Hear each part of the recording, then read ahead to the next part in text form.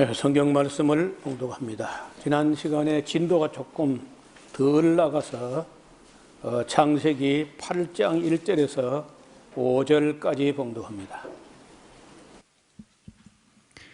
하나님이 노아와 그와 함께 방주에 있는 모든 들짐승과 육축을 권념하사 바람으로 땅 위에 불게 하시매 물이 감하였고 깊음의 샘과 하늘의 창이 막히고 하늘에서 비가 그치매 물이 땅에서 물러가고 점점 물러가서 150일 후에 감하고 7월 곧 그 달 17일에 방주가 아라랏산에 머물렀으며 물이 점점 감하여 10월 곧 그 달 1일에 산들의 봉우리가 보였더라. 네, 지난 시간에 우리가 홍수라는 큰 물에 대한 믿음을 갖고 그냥 그렇게 되었다는 것밖에 없지 설명이 너무 미흡해서 그게 좀 실제로 그렇게 될 수 있겠는가, 요즘 자주 하는 말로 그 팩트를 좀 검토를 할 필요가 있다는 거예요. 그래서 저는 그 다른 모든 것은 다 차치하고라도 바다를 다 채우기 전에는 물이 그렇게 올라올 수가 없다 하는 거하고, 그 다음에 바다를 다 채우고 올라온 물이라면은 다시는 빠지지 않는다는 게 문제라는 거예요. 그런데 성경은 물이 바다를 다 채웠든지 말았든지 어떤 물이 차 올라왔고, 그 다음에 한 150일간은 이렇게 창일해 있다가 점점 이렇게 물러가서 물이 빠져가지고 그 옛날 수위로 다시 바다 물은 지금 현재 바다를 이루고 있다는 거죠. 그래서 이거는 정말 연구가 필요하고, 그리고 이제 어떻게 그게 가능했느냐 하는 사실 파악에 좀 시간을 보내게 된 겁니다. 비가 한꺼번에 많이 오는 홍수만 보아왔고, 또 성경도 40일간 비가 내렸다고 기록하고 있기 때문에 홍수에 대해서는 큰 의심 없이 대개 우리 기독교인들이 받아들이고 있는 편이에요. 그런데 조금만 생각해 보면은 세상 사람들이 이 문제를 수용하지 못하는 그 근본을 우리가 금방 파악할 수 있습니다. 세상 사람들은 이러한 기록에 대해서 전혀 수용할 수 없는 이론으로 치부하고, 또 그게 안 믿어지면서 다른 것도 안 믿어버리거든요. 성경의 이 큰 덩어리에 거짓말이 들어있다고 인식을 하게 되면은 다른 것도 다 안 믿는 거예요, 그냥. 그래서 우리가 바른 믿음을 갖기 위해서는 창세기부터 쭉 이어지는 큰 사건 이것들이 실제로 사실이었다는 믿음이 생기도록 해줄 필요가 있다는 거예요. 그 중에 창조 사건하고, 그 다음에 이제 선악과를 따서 인간이 죄에 연루되었다 하는 거하고, 세 번째가 이제 이 죄의 결과가 인류가 부패하고 타락하고 고기 덩어리 수준으로 타락해 버렸다. 악해서 너무 악해졌기 때문에 하나님이 그 자비로우신 사랑이 많으신 하나님도 차마 눈 뜨고 볼 수 없을 정도로 타락했다. 그래서 결국은 이제 뭘로 심판했냐면 이 홍수로서 심판했다는 건데, 이게 안 믿어져 버리면은요, 그 앞에 것도 안 믿어지고 그 뒤에 것도 안 믿어질 수가 있다는 거예요. 그래서 성경에 있는 거는 하나도 빼면 안 되고 전부 다 공부도 해야 되고, 또 이것이 믿어지도록 해줘야 돼요. 이거 안 믿어지거든요. 나도 안 믿어지는데 이거 지금 현재 성경에 기록된 이것만 가지고는 그저 믿어져서 믿는 사람은 할 수 없지만은 합리적으로 의심을 하려고 들으면 당장 안 믿어지게 된다는 거예요. 무슨 비가 와가지고 바닷물을 다 채우고 물이 올라오며 바닷물을 다 채우고 물이 올라오는데 어떻게 물이 빠지느냐? 당장 안 믿어지는 거죠. 그래서 이거는 꼭 설명이 필요하다는 거죠. 그런데도 불구하고 오늘 그러면 과학자들 하는 사람들은 신빙성이 있게 신뢰할 만한 소리 하느냐? 과학자들도 수는 엉터리야. 수학은 맞는데 과학은 안 맞아요. 무슨 소리냐? 자, 이 지구를 볼 때 여기 동일 과정설, 유니포미트리얼리즘, 참 말이 어렵죠. 유니포미트리얼리즘, 유니폼, 꼭 같은 과정으로 역사는 지구 역사는 진행되어 왔다고 보고라는 가정이 들어있습니다.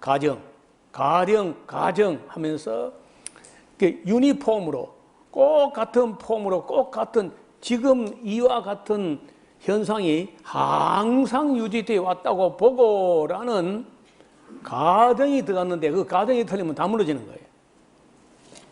그 윌리엄 휴얼이라는 사람이 1794년도 5월 24일 나와가지고 1866년도에 돌아가셨는데 영국의 박물학자고 과학자, 성공의 성직자, 철학자, 신학자, 과학 역사가 이렇게 아주 윌리엄 휴얼 한 사람 대단히 유명한 사람인데 이 사람이 이제 현대 지질학 내지는 지구과학 이런 역사의 이론의 기초, 동일 과정설, 유니포미타리아니즘이라고 하는 이 거창한 명제를 했는데 이게 이제 틀린 거야. 이 가정이 그냥 거짓말하는 거야. 무슨 말이냐? 동일 과정설로서는 설명 안 되는 게 너무 많아요. 화석도 설명이 안 되는 것이고 석유도 설명이 안 되는 것이고 석탄도 설명이 안 되는 것이고 지층도 설명이 안 되는 것이고 하나도 설명 안 돼요. 그런데 진화론, 지구과학 모든 현대 이런 물리학 중에 상당 부분이 동일 과정설을 기초로 해가지고 이론을 만든. 그러니까 당연히 안 맞습니다. 제가 이 문제를 홍수 문제 때문에 정신이 번쩍 나가지고 얼마 전에 책을 썼는데 이 창세기 주해서라는 이 책을 내놓은 겁니다. 이 노아 홍수 문제 이것 때문에 사실 이 책을 쓴 거예요. 딴 것 같으면 안 써도 되겠는데 이거는 간단하지 않다. 왜냐하면 이 동일 과정설 이걸 다 작사를 내야 되고 자, 이 동일 과정설이 무너지면 지질학이 무너져요. 그리고 지질학이 무너지면 진화론도 무너집니다. 진화론이 무너지면요, 공산주의라고 하는 유물론 사상도 이게 무너지는 거예요. 그래서 모든 사상의 근본이 막 뒤집힐 수 있기 때문에 동일 과정설 이걸 공격, 비판하려고 이 책을 쓴 겁니다. 그 다음에 여기 보면 두 번째가 천지 격변설, 카타스트로피즘이라고 하는 이 천지 대격변설, 동일 과정이 아니고 천지가 뒤집어지는 그런 격한 변화가 있었다. 그럼 정반대죠. 동일 과정설하고 천지 격변설은 이제 충돌되는 이야기야. 격변되는데 여기 이제 유명한 사람이 이 바롱 조르주 키비에라는 유명한 아주 꽤 유명한 사람이에요. 이 사람이 이제 격변이 여러 차례 반복되어 현재의 지구의 모습이 되었다는 말을 합니다. 프랑스의 자연 철학자이고 창조과학에서 주장하는 새로운 격변설과 또 다른 개념. 이 창조과학회는요, 노아 홍수 한 번만 격변이 노아 홍수 한 번만 있었다 하는 게 지금 현재 창조과학의 이론이에요. 근데 이 퀴비에는 격변이 한 번만 있은 게 아니고 여러 차례 있었다고 주장하기 때문에 또 이제 다른 이론이죠. 그 다음에 이제 최근에 아예 다중 격변설, 여러 번 뭐 이게 여러 수십억 년 지나오는 동안에 지구는 멀티플 카타스트로피즘이라고 하는 이 여러 차례 막 이렇게 격변이 있었다 이제 이런 얘기예요. 제가 잘 아는 양승은 교수님이 다중격변설을 주장하고 있습니다. 성경적인 근거가 좀 안 맞는 거죠. 성경에 다중격변 그런 얘기 없거든요. 그리고 이제 태양계의 다른 행성들의 표면이나 달의 표면을 보지 못한 사람들의 이론 같아요. 제가 보기로는요. 그래서 자, 이 동일과정설도 잘못됐고 다중격변설도 이게 제가 볼 때는 잘못된 것이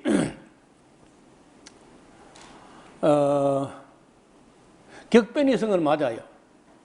그런데 다중격변이라고 할 만큼 수십억 년 동안에 노아 홍수하고 비슷한 그런 규모의 대격변이 한두 차례가 아니고 여러 차례 반복되었을 거다. 이제 이렇게 하는 게 다중격변설인데, 이 갖고는 의문이 풀어지지 않는다는 거예요. 이 모든 이론 가지고 이게 지금까지 나온 지구 과학 내지는 지질학, 지층학 이런 사람들이 다 이런 사람들의 이론을 가지고 말장난 비슷한 이론을 하지만은 저는 이렇게 만족이 안 돼요. 그래서 지난번에 우리가 말씀드린 대로 아담이 지음받은 후 1656년 되는 해에, 그때가 BC로 하면은 2348년경인데 홍수가 나게 된 건 사실이에요. 우리는 이때 하늘에서 40일간 비가 왔다 그만 생각하기 때문에 이 의문이 깨지지 않습니다. 또 기품에 샘들이 터졌다는 말로 하고 있지만 그것도 해결이 안 돼요. 40일간 비가 오고 지하수가 터진다고 해도 물이 해발 5137m나 되는 아라라산을 덮었다는 것도 이제 말이 안 되고, 그 뒤에 그 아라라산 위로 7.5m까지 막 더 차올랐다고 이제 성경 그렇게 말하고 있는데, 이게 홍수하고 지하수 갖고는 하늘의 창을 열었다 해도 그건 안 되는 거라. 왜냐하면 물이 바다를 다 채우지 않고는 물이 차올라올 수 없는 것이고, 바다를 다 채우고 물이 올랐다면 물이 다시는 안 빠지는 게 문제라는 거야. 이 단순한 문제 갖고도 의심도 안 해보고 왔다는 것도 참 문제야. 난 당장 문제가 되는데 보니까. 그래서 제가 이제 이 문제를 어떻게 이 책을 쓸 정도로 책을 써야 할 정도로 충격이 뭐냐 하면요, 가까운 지구에서 이 문제가 해결이 안 돼서 달에 가서 한번 물어보는 거예요. 여러분, 신실한 증인, 말이 없는 것 같아도 달이 말을 한다는 거예요. 달이 무슨 말을 하고, 달이 입도 없는데. 그런데 우리가 우리 지구만 보아서는 해결이 되지 않을 때 우리 주변에 가장 가까운 곳에 있는 달에게 물어볼 수 있다. 지구 표면은 변덕이 죽을 듯해요. 태풍도 불고 홍수도 나고 파도도 치고 그렇잖아요. 그런데 달은 그런 게 없는 게, 달은 물이 없어요. 파도도 안 치는 거야. 그리고 거기는 공기가 없기 때문에 바람도 안 불어요. 참 조용해. 거기 물어볼 필요가 있다는 거예요. 달의 표면과 달의 뒷면, 달에 이제 달이 앞면 뒷면만 있는 거 아니고 360명이나 있지만, 어떻든 우리가 덜컹 보는 앞면하고 바로 그 반대편 뒷면, 이걸 비교해 보면 놀라운 사실을 발견할 수 있습니다. 표면에는 충돌 흔적, 구덩이가 있기는 있지만 몇 개 안 돼요. 한 10개 정도밖에 안 보입니다. 크게. 우리가 보는 달의 반대편 뒷면을 촬영한 사진이 나오면서 저도 이제 이 문제를 푸는 단초를 얻게 됐는데 그림을 좀 보려고 합니다. 그거 보기 전에 달 표면의 크레이터에 대해서는 한때는 이게 뭐 화산 분화구라고 이렇게 막 얼마 전까지 그랬거든요. 얼마 전까지. 그러다가 19세기 말에 등장한 미국의 지질학자 그로버 K 길버트라는 사람은 생각을 다르게 합니다. 달 표면을 좀 더 발전된 그런 망원경을 가지고 관측한 결과 화산 분화구하고 다르다는 거예요. 구덩이가 있긴 있는데 화산 분화구라고 보기는 말이 안 된다. 아무리 봐도 화산 분화구가 아니다. 그래서 이제 화성과 수성 같은 태양계 행성들에서 달과 비슷한 크레이터란 말이 구덩이란 뜻인데 발견되는데 크레이터가 생긴 이유로서는 운석 충돌설이 받아들여집니다. 그래 맞다. 이거 화산 분화구가 아니고 외부로부터 그리고 화산 분화구는 달 내부에서 터져나온 거고 운석 충돌 흔적이라는 것은 외부로부터 날아와서 충돌하는 거예요. 그래 그거 뭐 금방 딱 보면 알 수 있는 거죠. 지구에는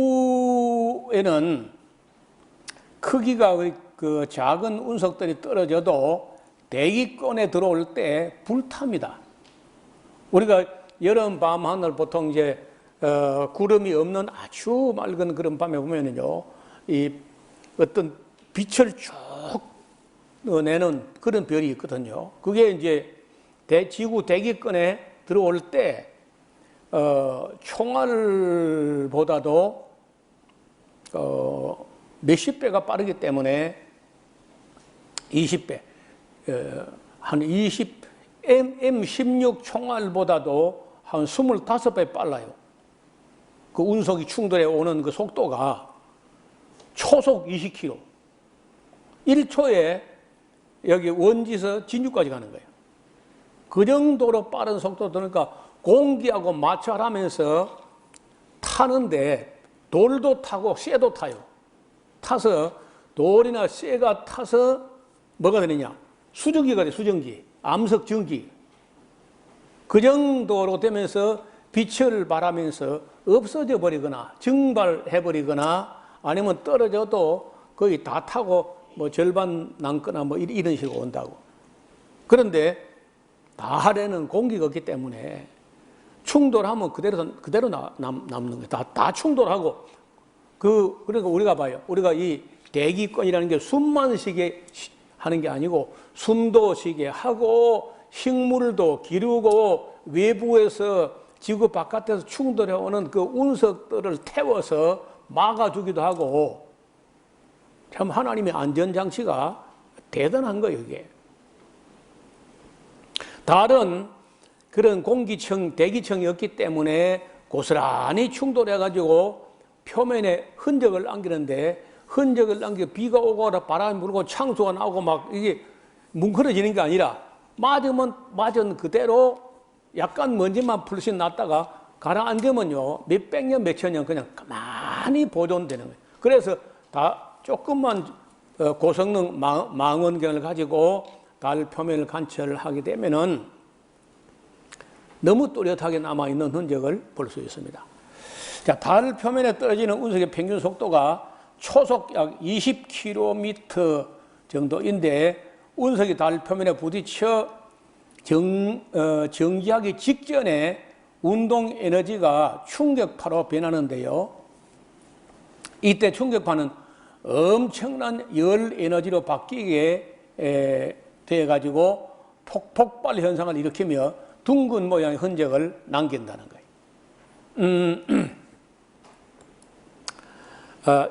그래서 맨 밑에 보시면은 달은 지구에 비하여 작은 위성에 불과한데 달의 지름은 달의 이 지름 끝에 이 가운데 쪽 이 지름이 지구의 4분의 1 정도 돼요.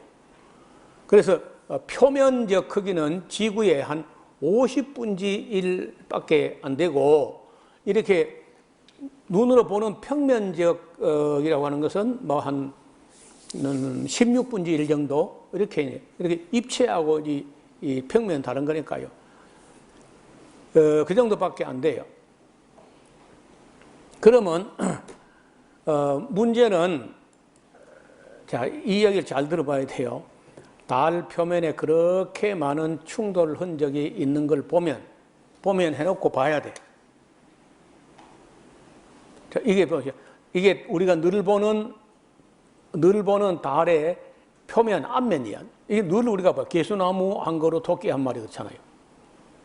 그런데 앞면에 이렇게 곱고 예쁜데 뒷면을 보면요, 완전 곰보 딱진 거야. 절대 이 뒷면에 안 보여줍니다, 달이요. 지구를 한번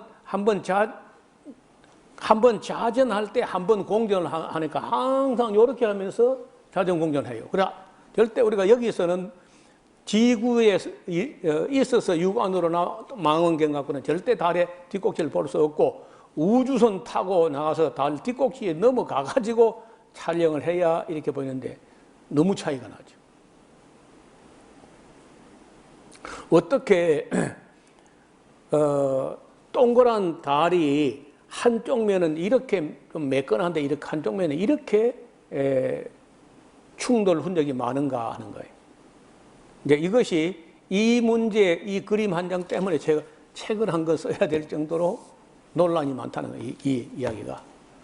그래서 달 표면에 저렇게 많은 충돌 자국이 있는 것을 보면 지구 표면에는 달에 비하여 50배나 더 많이 충돌해야 되는 거 아니냐.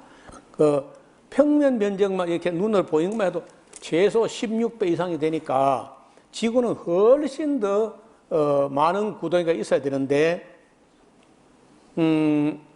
놀랍게도 지구는 거의 있긴 있지만은 거의 희귀해. 지구 전체에 온 지구 표면 다 쳐서 발견된 거 하면은 한 100개, 구덩이가 한 100개, 뭐 작은 것까지 그렇고 큰 거는 뭐 한 7, 80개밖에 안 돼요. 자, 그럼 이제 문제가 이렇게 생성된 지구 표면의 지층들은 소행성이나 운석들이 집중적으로 떨어지는 동안에 형성된 것으로 본다면 지질학이나 지층에 대한 학설의 수정이 불가피합니다. 달의 표면과 뒷면이 이렇게 다른 것과 같이 사실은 지구도 표면과 뒷면에 큰 차이가 있다고 봅니다. 지구의 한 면은 육지가 많이 남아있는 반면에 반대편 태평양이라는 바다에는요, 온통 물로 덮여 있고 땅은 거의 찾아볼 수가 없어요. 자, 소나기가 쏟아지는 날에 아버지하고 아들이 함께 밖에서 비를 맞았는데 아들만 소나기를 얻어맞고 아버지는 뽀송뽀송해야 올 수 있느냐? 다니엘 한번 이야기해봐요. 말이 안 되죠. 아빠가 더 많이 맞는다고 몸 표면이 크니까. 그러면 달이라는 아들보다 지구라는 아버지가 훨씬 더 많이 맞아야 맞다는 거예요.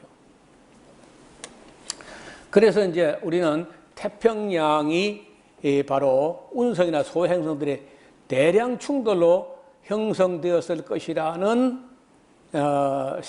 사실을 아무도 생각을 해보지 않은 것 같아요. 지금까지는. 제가 이 가설, 아직은 가설입니다.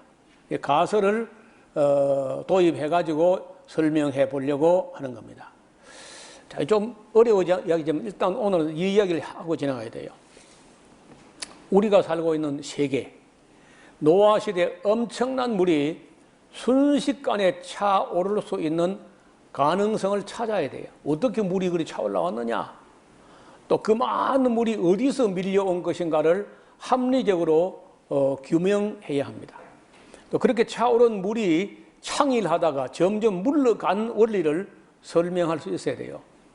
우리가 사용하는 석유의 생성 원리와 과정을 설명해야 돼요.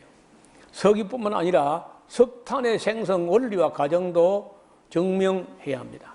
그랜드 캐년의 지층의 형성과 과정과 화석들을 설명해야 돼요. 미국 서부의 시에라 니바다 산맥이 어떻게 형성됐으며 어떻게 오늘 그런 산맥이 미국의 서부 해안가로 따라서 형성됐느냐, 이게 설명이 필요해요. 환태평양 지진대와 하산대가 생성된 원인과 과정의 설명이 필요한데, 제가 읽어본 대로는 뭐 판의 충돌이다 어쩌고 저쩌고 하는데 말도 안 되는 소리입니다. 또 냉동되어 있는 시베리아 눈 속에, 만년설 속에, 매머드 배 속에 아열대 식물 이파리가 들어있어요.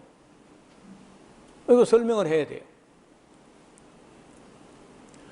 달의 뒷면에 몰려있는 수많은 크레이트에 대한 아까 우리 봤죠? 달 뒷면 설명해야 돼요. 화성과 목성 사이에는 소행성 대에 대한 합리적 설명도 필요합니다. 지구의 해륙비, 지구 표면의 바다와 육지 비율, 해륙비에서 태평양의 비대칭적인 크기, 태평양이 너무 커, 혼자. 설명이 필요해요. 지구의 자전축이 23.5도 기울어진 이유에 대한 설명이 필요해요. 한 해가 360일이 된 이유와 한 달이 27일 정도 된 이유도 설명이 필요해요. 제가 볼 때는 한 해가 원래는 280일이었던 걸로 봅니다.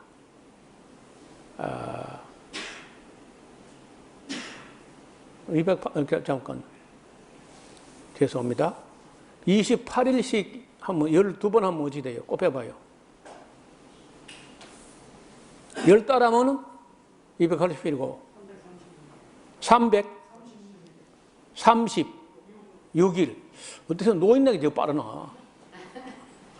예, 336일 이런 식으로 그 여성들의 생리 주기를 이렇게 보고 하나님께서 엿새 일하고 하루 쉬게 한 이 모든 것을 다 비추어 볼 때 한 달이 28일을 쓰기가 또 봐요. 한 달이 24주간 28일. 근데 이게 좀 한 달이 좀 늘어지기도 하고 1년이 336일 그렇게 돼야 되는데 365일까지 늘어나는 거 이거 뭔가 안 맞잖아요. 딱 이래도 안 맞고 저래도 안 맞고 1년을 나눠보면요. 그래 안 맞는 1년 365일 12로 나눠도 안 맞고 뭘 해도 안 맞아요. 뭐 잘못돼 틀으니 원래는 이렇게 딱 맞아 떨어지게 만들지 하나님께서. 그래서 또 한 가지 여기 지금 14번째까지 15번째 또 하나 더 설명해야 되는데 빙하가 있었다는 것은 사실인 것 같아요. 저도 로키 산맥에 가서 그 빙하를 여러 군데를 봤는데 근데 그 빙하를 이런도요. 여러분 그 지구과학이란 책에 이래 보면요. 뭐 퀸스 빙기, 민델 빙기, 비름 빙기, 감 빙기 뭐 하면서 어려운 말을 많이 써가지고 마치 뭐 학문적인 이론처럼 그럴듯한 거짓말들은요. 무진장하게 써놨습니다. 내가 이걸 돈 주고 배웠나 이걸 학비 내고. 그리고 그 빙하기와 빙하기 차이가 막 몇천만 년 간격이라고 이런 뚱딴지 같은 이론을 써놨는데 내가 보기에는 그 다 거짓말이에요. 아무 근거 없는 거짓말.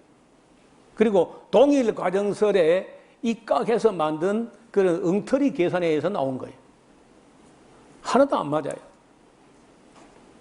그래서 제가 이제 이 모든 걸 다 풀기 위해서요. 아주 간단한 방정식을 하나 만들었어요.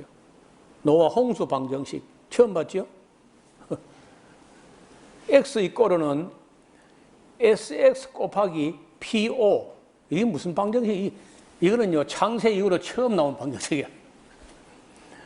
X는 노아 홍수인데, SX는요, 이 스텔라 X를 말해, 스텔라 X는 나중에 설명했는데, 내가 만든 별 하나 이름을 스텔라가 라틴어로 별이고, X는 역시 방정식이야. 모른다.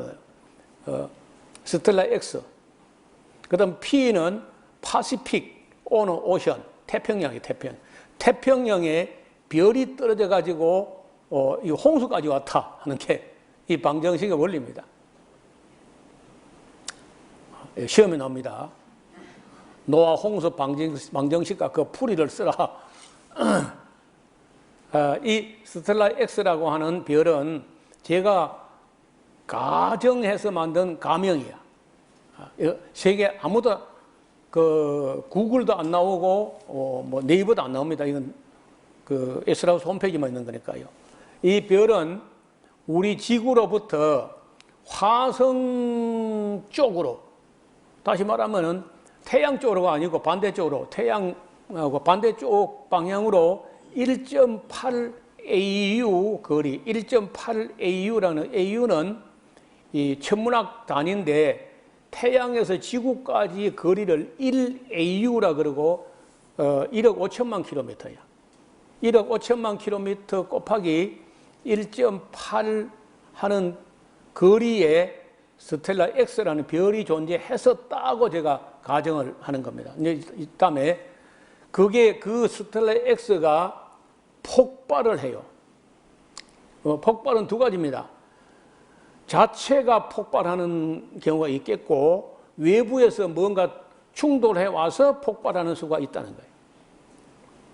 어떻든 폭발해가지고 그 폭발 파편이 온 세계, 여러분 뭐가 하나 폭발할 때 외부에서 뭔가 와서 충돌해가지고 폭발되면은 방향성이 조금 어느 한쪽으로든지 좀 치우칠 수가 있어요.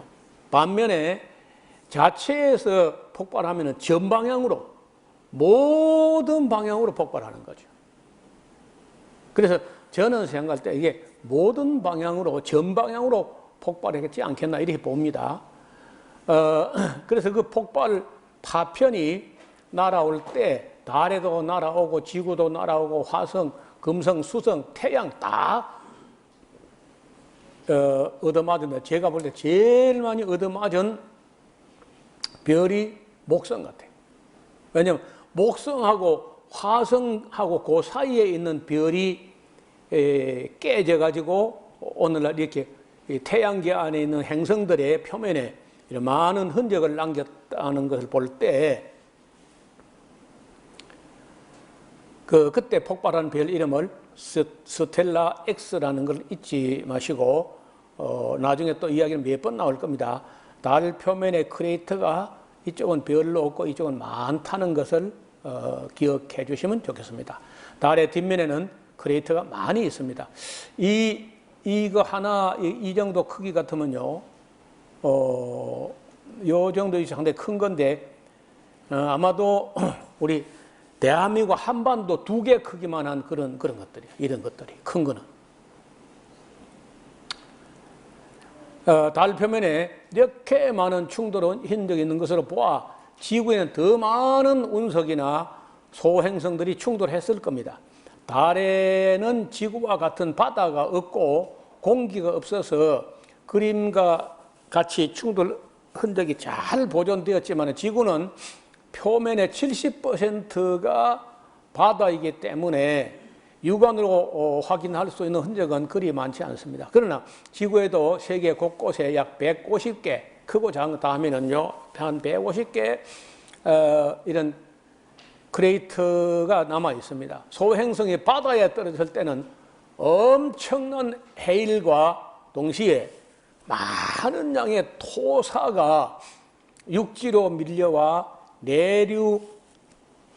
내륙을 층층이 덮어서 화석을 포함한 지층이 형성되었다고 보는 게 저의 이론이에요. 이거는 아직까지는 이런 이론은 창세 이후로 어떤 학자도 내놓지 못한 이론입니다. 자, 달의 앞면과 뒷면의 모습을 보면은 얼른 보아도 큰 차이가 납니다. 우리가 평소에 늘 볼 수 있는 달의 모습은 비교적 충돌 흔적이 많지 않은 표면이 이쪽이죠. 반면에 수많은 충돌구를 보이는 달의 뒷면은 반대편과는 비교할 수 없을 정도로 많은 충돌구를 보이고 있습니다. 자, 이리 봐요. 이런 식으로 달의 한 면은 매끈한데 한 면에 이렇게 많은 충돌이 있었다. 그런데 이 달의 한 면만 있다는 것은 뭘 의미하느냐 하면은 같은 방향에서 날아왔다. 한 방향에서 날아왔다. 단시간에 날아왔다. 단시간에. 만약에 하루나 이틀이나 지나버리면요, 이게 뭐 많이 이게 여러 면에 막 맞게 돼요. 근데 거의 여러분이 봐요. 빵 뭐가 폭발해가지고 파편이 날아가면은 먼저 날아간 놈하고 뒤에는 그야말로 간발의 차이지. 거의 제가 볼 때 빵 해가지고 좀 멀기는 멀어요. 나중에 이제 그 계산 같이 해봅시다. 그 스텔라 X라고 하는 제가 가정한 그 별자리에서 폭발해가지고 파편이 날아오는데 156일 걸립니다. 파편이까지 도착하는데. 그런데 예를 들어서 156일 걸릴 때 그 별들은 집중적으로 저짐작으로는 1시간 내지 2시간 안에 다 도착했다고 봐요. 먼저 충돌한 것 뒤에 충돌한 거 큰 차이 없을 겁니다. 뻥 해가지고 뭐 파편이 함께 날아오지.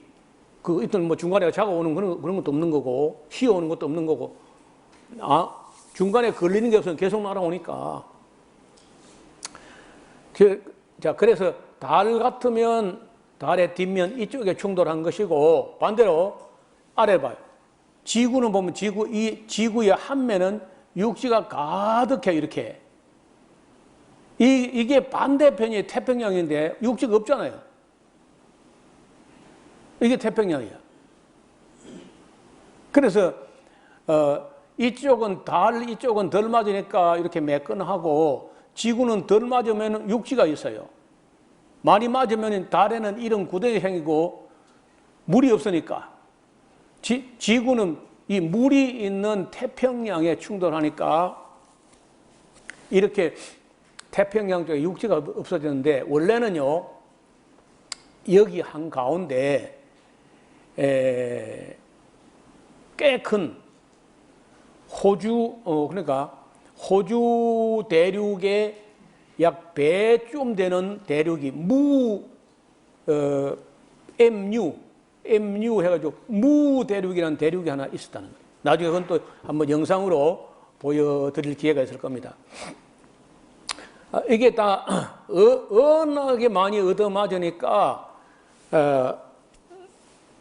그 얻어맞았을 때 무 대륙이 없어질 정도뿐 아니라 그 바다 밑에 여기 그 깊이가 보통 4,000m입니다. 해수면에서 바다까지 내려가는데 십리길 내려가야 돼. 그 정도로 깊은 바다 밑에 흙까지 다 들어 올려가지고 양쪽으로 밀고 가요. 이렇게 양쪽으로 이렇게 맞으면은 미국 쪽으로도 밀고 가고 중국 쪽으로 밀고 가가지고 이렇게 돌아가가지고 아라산 쪽에서 그 두 쓰나미가 함께 마주치면서 물이 솟아 올라오는 거예요. 저 이론은 그런 겁니다. 그래서 아무리 봐도 비대칭이라 해륙비가 바다하고 육지 비가 이쪽은 뭐 거의 어때요? 이쪽은 한 7대 3 정도 바다가 작고 육지가 많아요. 이쪽은 한 9대 1 정도로 바다가 많고 육지가 적잖아요. 그래서 하나님이 이렇게 균형이 안 맞게 이렇게 만들지 않았을 거란 말이에요. 그래서 제가 이 달의 뒷면을 보면서 앞면을 보고 지구의 앞면을 보면서 또 뒷면을 이렇게 볼 때 홍수가 나는 것은요, 이때 별이 충돌하게 되면 어떻게 되느냐? 첫째,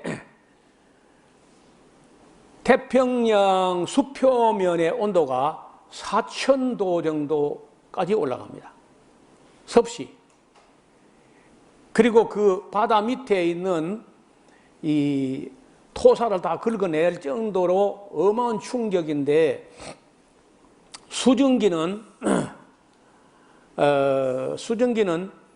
섭씨 4,000도의 수증기가 하늘로 치솟는데, 그 수증기는 지구 전체를 덮을 정도고, 충돌할 지점에서는 섭씨 4,000도지만 이게 위로 올라가면은, 여러분 우리가 9,000m, 10,000m 올라가면 영하 50도입니다.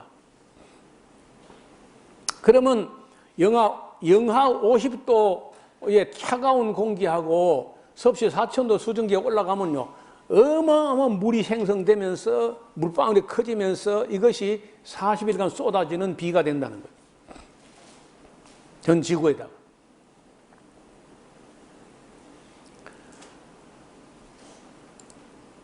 자, 이리 보세요. 여기 태양입니다. 이게 태양이고, 이게 수성, 금성, 여기 지구야.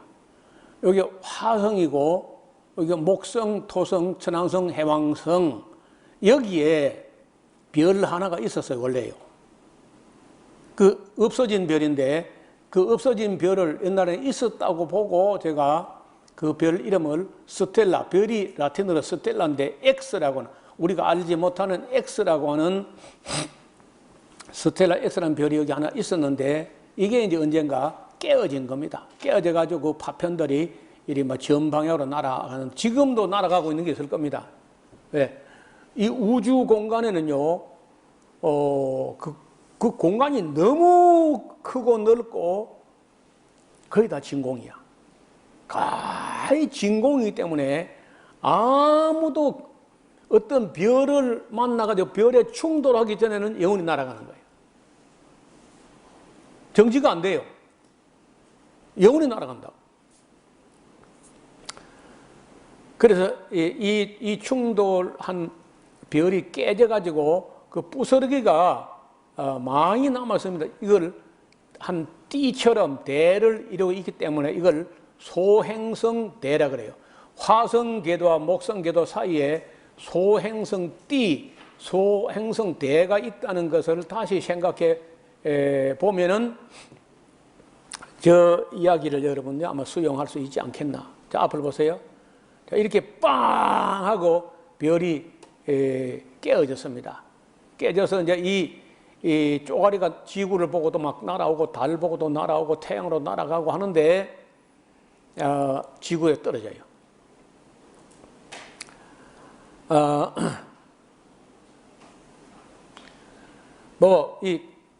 보면은 큰 것도 있고 작은 것도 있고, 큰 게 좀 먼저 오네 보니까. 그래서 이게 거의 아무리 느려 잡아도 1시간 안에 다 떨어졌든지 아니면 한나절 안에 막 길게 봐도 그날 하루의 절반, 낮 동안. 만약에 밤에도 떨어지면요, 지구 전방에 다 맞아야 돼. 지구 한 면만 맞아서 태평양 쪽에 한 면만 맞았다는 것은, 달도 한 면만 맞았다는 것은 짧은 기간에 같은 방에서 날아와서 동시 혹은 시차 다발형으로 생성됐다는 거예요. 순식간에.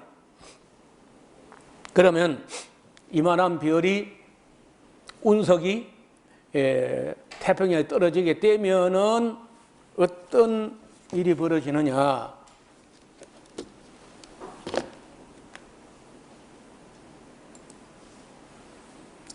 잠깐만요. 죄송합니다. 이게 오타가 나서 그래.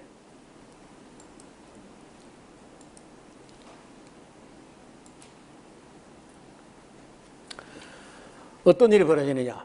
첫째, 사천도시에 고열과 엄청난 규모의 수증기가 발생한다. 뭐 이거 이해되죠? 뭐 어렵지 않죠? 그 다음에 높이 10km, 10,000m 규모의 지각쓰나미가 발생한다. 그러니까 여러분 에베레스트 산이 8,882m밖에 안 되는데 8,000만 m, 그것보다 훨씬 더 높은 해일, 그 지각쓰나미라는 거 하는 것은 땅 껍데기까지 다 걷어 올려가지고 물하고 섞여서 밀려가는 그런 쓰나미야. 물만 밀려오는 게 아니고 땅 껍데기를 걷어 올린다는. 그 다음에 지각쓰나미는 미국 서해 안에 밀려가서 켜켜로 막 쌓이는데 그게 그랜드 캐년의 시루떡처럼 쌓인 그 지층들이에요. 한나절 동안에 그랜드 캐년의 지층이 다 형성됩니다. 그때 형성된 지층의 두께는, 지층 두께가 여러 층인데 다 합하면 1,700m예요. 여러분 상상이 되세요? 지층 한 층 두께가 300m 되는 게 있습니다. 한 층 두께가 300m. 300m면 여러분 운동장 그 끝에까지 100m인데 그 3개만큼의 두께가 한 층 두께 그래. 그러면 얼마만큼의 많은 대량의 토사를 밀고 왔는지를 증명하는 거예요. 그래서 거의 우리 상상을 넘어섭니다. 지금까지 그랜드 캐년 연구가들이 지구에서 지구과학, 지질학, 지층학, 청서학 이런 모든 학문 학자들이 다 동원해가지고 그랜드 캐년을 150년간 연구하는데 아직 답이 안 나옵니다. 그 뭐 양심적으로 다 모르겠다 다. 말이 안 되거든요. 그런 지층이 생기는 말이 안 돼. 근데 그게 18학년 걸렸다고 하는 거죠. 대체로 6학년 내지 18학년 걸렸다는 제가 6시간 내지 12시간 걸렸다. 그러니까 차이가 너무 나죠. 저하고는 차이가 너무 나기 때문에 대화가 안 되는 거예요. 쓰나미는 태평양에서 미국 동부를 넘어가지고, 그러니까 미국 서부의 그 시에라 네바다 산맥을 넘어서 미국 그 네바다부터 아이오와 평원까지 디트로이트까지 해가지고 뉴욕을 거쳐가지고 대서양 건너가지고 유럽 대륙 거쳐가지고 아라라산까지 밀려가는 거예요. 그 쓰나미가. 지각해일은 유럽을 넘어 아라라산까지 갑니다. 그 다음에 일본, 한국, 중국을 넘어, 그러니까 태평양에서 반대편, 미국 쪽이 아니고 이 아시아 쪽으로 밀려온 반대편으로 밀려간 해일은 역시 중국 대륙을 넘어서 고비 사막을 넘어 지나쳐가지고 아라라산까지 가요. 그래서 거기서 아라라산에서 충돌하면 물이 솟아 올라오는 거예요, 이렇게. 그 다음에 아라라산에는 아까 충돌할 때 생성된 어마어마한 수증기가 올라가서 영하 50도 정도의 찬 공기하고 만나면서 어마어마한 비가 돼가지고 막 쏟아지는데 제일 많이 쏟아지는 곳이 이 노아 홍수 있는 그쪽에 사람이 제일 많이 살았으니까 거기 막 쏟아진 거예요. 동서 양방향에서 지각해일이 아라라산으로 밀려 차올라옵니다. 규모 뭐 2.0, 뭐 5.0, 뭐 일본의 뭐 9.0 이런 게 아니고 규모 30 정도의 범지구적 지진이 발생합니다. 환태평양 해안선을 따라서 화산대가 막 생성되기도 하고 폭발해요. 식물은 다 끌어묻혀가지고 사천도 고열에 의해 가지고 석탄이 되고 동물들은 매몰돼서 석유가 됩니다. 이때 생성된 지층에는 그 내륙으로 떠밀려온 바다 밑 토사가 육지의 지층을 이루면서 바다 생물 화석이 그 안에 내포되어 있는 거예요. 창이란 물은 150일 후에 점점 감소하게 됐습니다. 지상의 코로 숨쉬는 동물은 거의 다 멸종되었습니다. 이런 얘기가 이제 제가 오늘 홍수 방정식 풀이가 이래요. 자, 우리 조금 이게 우리가 지구 크기하고 달 크기 비율이 딱 요 정도입니다. 지름이 4분의 1 정도 되는데 그 소행성 때에 나중에 상당히 세월이 지난 후에 작은 별이 하나 발견됐는데 여러분 원형, 구형을 이루면은 그 작아도 별입니다. 작아도 뭐 위성이나 그러니까 항성은 태양처럼 가만히 있는 것이고 행성은 궤도를 가지고 도는 것이고 그 위성은 그 행성의 주위에 배치돼서 또 돌고 있는 그런 위성인데 이 CLS는 소행성이라고 지금 이름을 붙여졌는데 그걸 그 천문학적 이름이 1CLS입니다. 1CLS라고 하는 이것이 소행성 대 안에 제법 큰 게 하나 발견되었어요. 그래도 달하고 비교할 때 크기가 이런 정도니까 너무 작. 그래도요 구형이야. 둥글다는 거예요.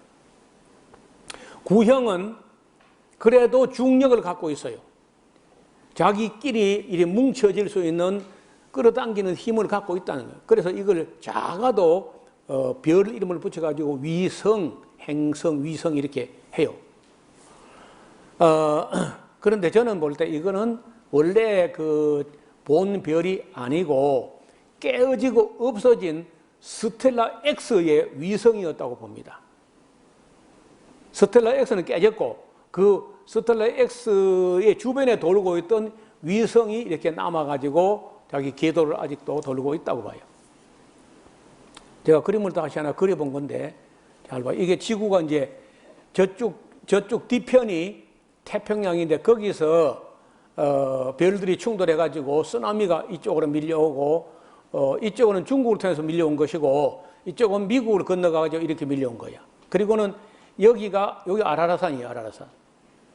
여기서 이제 이 두 쓰나미가 마주치니까 오면서 이리 오는 동안에 워낙 먼 길이기 때문에 이게 비교적 이렇게 이제 아래 위로 이쪽으로 퍼지고 이쪽으로도 퍼지고 흩어지기도 할 뿐 아니라 물에 떠밀려오기 때문에 물보다 비중이 무거운 돌이나 뭐 이런 것들은 오면서 계속 흘리나 가라앉고 이쪽 왔을 때는 뭐 거의 물만 밀려온 것처럼 해가지고 두 물이 마주치게 되니까 순식간에 차올랐다고 해요. 이렇게 두 물이 계속 밀려 올라오고 계속 마주치니까 그러니까 비만 가지고는 안 되고 지하수가 터져야 되는 게 아니고 태평양 물이 이렇게 양쪽으로 감아가지고 밀려왔다는 거예요. 다시 그림 하나 더 볼까요? 해봐요. 이렇게 밀려와서 요 아라라산 쪽에서 이제 마주치게 되니까 물이 막 쫙 올라와가지고 150일간 창일해 있다가 아직도 뒤에 오는 거는 밀려오고 있고 먼저는 도착하고 또 차오르고 막 흩어지고 빠지고 하면서 150일 가까이 이렇게 물이 촬영해 있다가 150일 지난 후에 물이 슬슬 물러가는데 왜 물러갈 수 있느냐? 온대가 있거든, 자기가. 태평양에서 몰려왔기 때문에 이제 자기 있던 고향으로 돌아가면 돼. 물이 차올랐다가 물이 빠지는 거예요, 당연히. 자, 그렇게 하면은 이봐요. 그렇게 하면 이렇게 저 이론을 도입하게 되면은 뭐가 설명되느냐? 40일만 비가 온 게 아니고 빗물 갖고는 안 되니까, 지하수 갖고도 안 되니까 물이 어떻게 그 많은 물이 바다를 채워야 일반 물이 올라올 수 있는데 그건 바다를 채운 게 아니고 바다 자체가 밀려 올라가서 충돌하는 거예요. 그래서 설명이 돼요. 그 다음은 바다 쪽에서 밀려왔었기 때문에 다시 바다 쪽으로 돌아가면 그 물이 점점 줄어든 것도 설명이 된다는 거예요. 그 다음에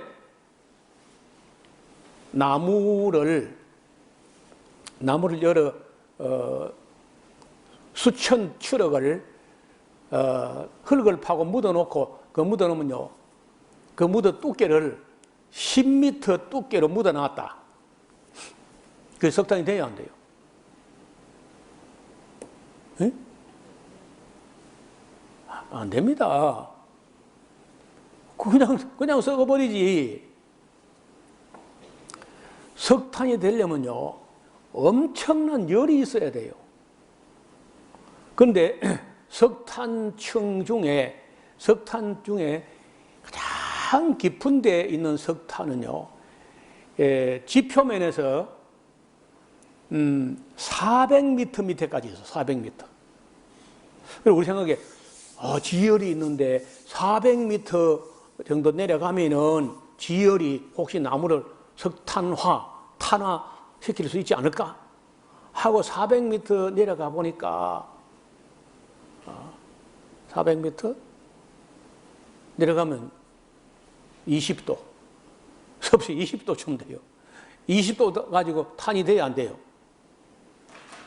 우리나라에서 제일 깊이 내려가서 지온 측정한 게 3,500m를 팠어요.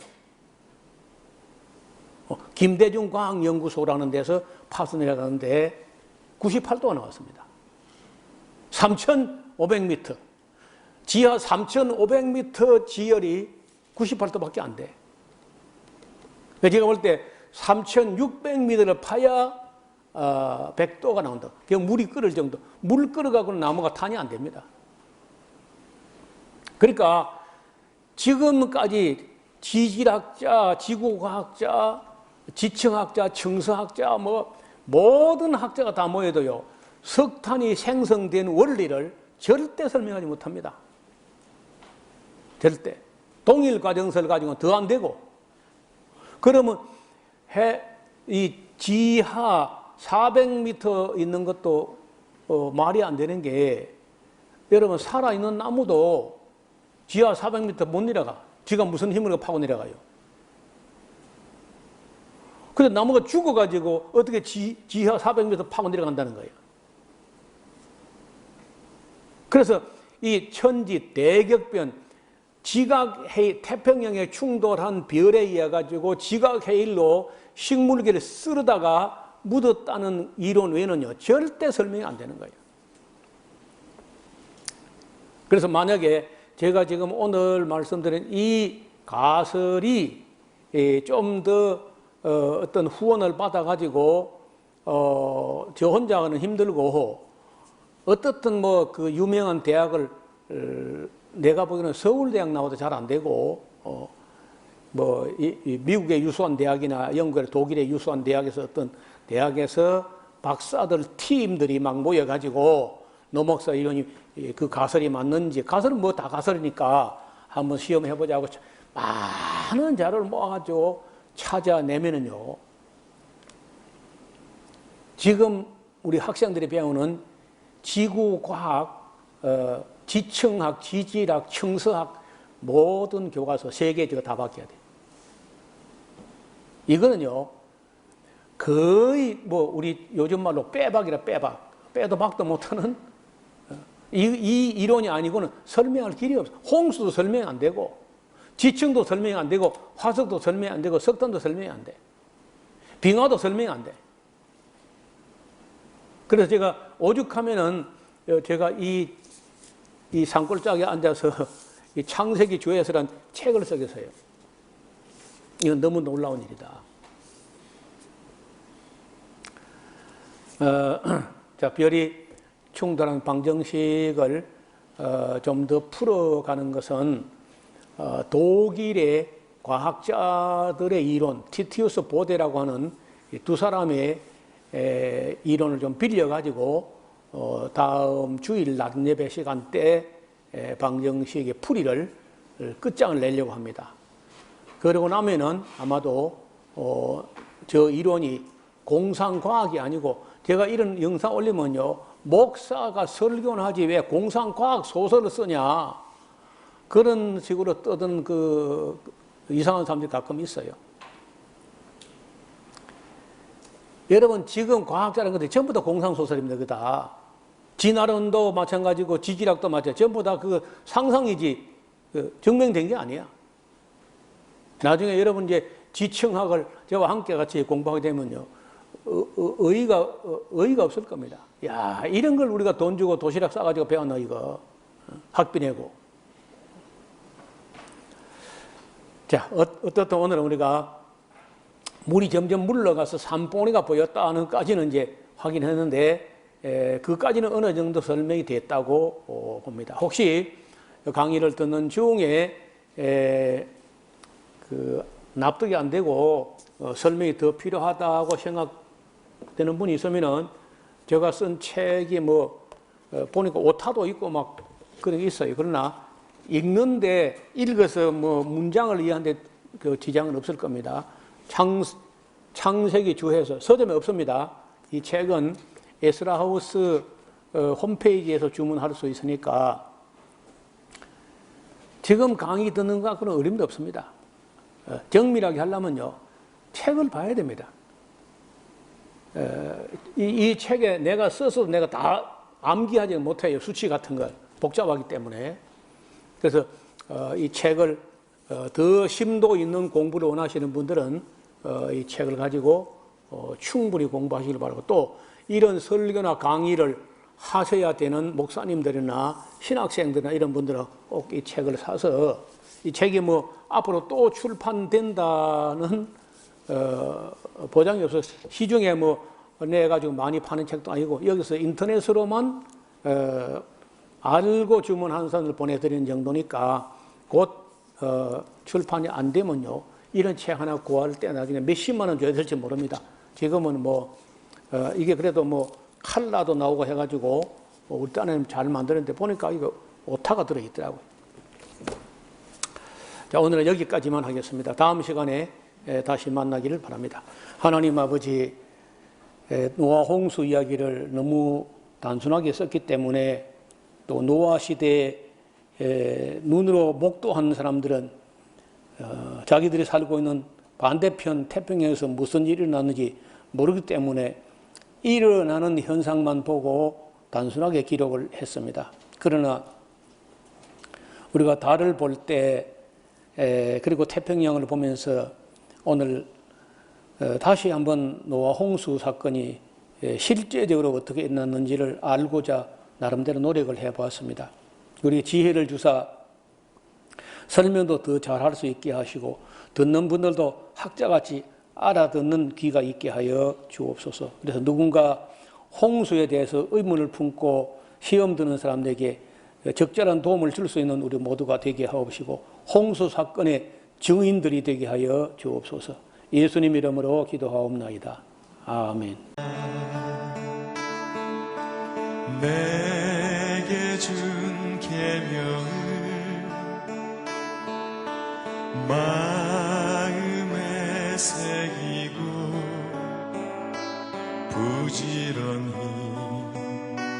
부지런히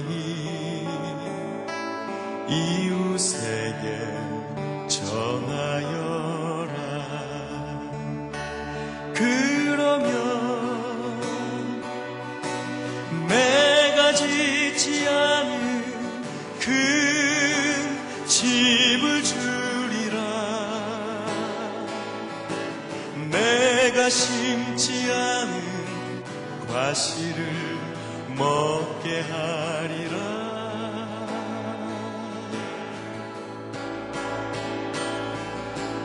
그러나 한 가지 잊지는 말아라. 죄인 된 우리를 구원하신 여호와